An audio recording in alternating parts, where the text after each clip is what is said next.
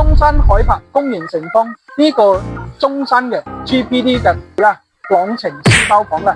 咁呢套樓咧係非常之正嘅，戶型100%呢個使用率啦。咁我哋依家事不宜遲，去到我哋呢個沙盤同大家介紹先。我哋呢個沙盤呢個位置咧，咁佢總共咧有2棟嘅呢個住宅樓啦，咁分別咧有21層啦，我哋2棟咧係22層嘅。咁咧依家賣嘅面積咧有100平方啦，同埋123個平方嘅。咁佢哋使用率咧係100%嘅。咁咧仲有我哋嘅12棟嘅呢個疊墅單位啦。咁我哋6棟單位咧就係3.13萬平方嘅。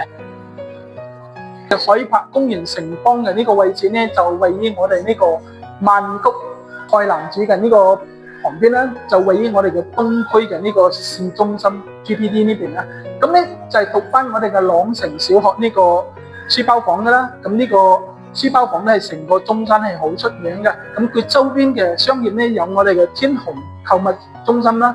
咁仲有我哋好啦，各位老友，我哋依家咧上到嚟示範單位咧，呢個咧就係獨體獨用嘅，俾你享用嘅啦。咁呢入門嘅位置咧，你可以作為一個放鞋嘅位置啦。咁呢個咧就係123個平方，係做到4間房嘅。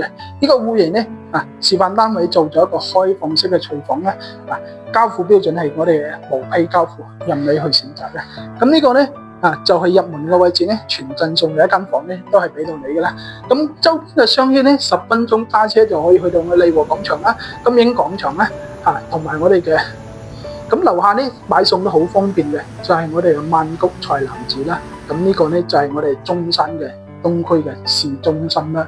咁呢個咧123個平方係做咗一個南北對流嘅雙陽台啦，而且咧仲係一個橫廳嘅設計啦。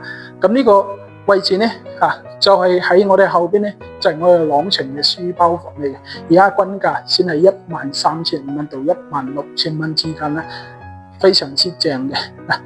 再俾大家睇下呢個咧，就係我哋嘅金鐘嗰邊咧，就係我哋嘅金鐘裏嘅呢個高速路口啦，直駁我哋南外環去到深圳都係只需要51分鐘時間就可以去到啦。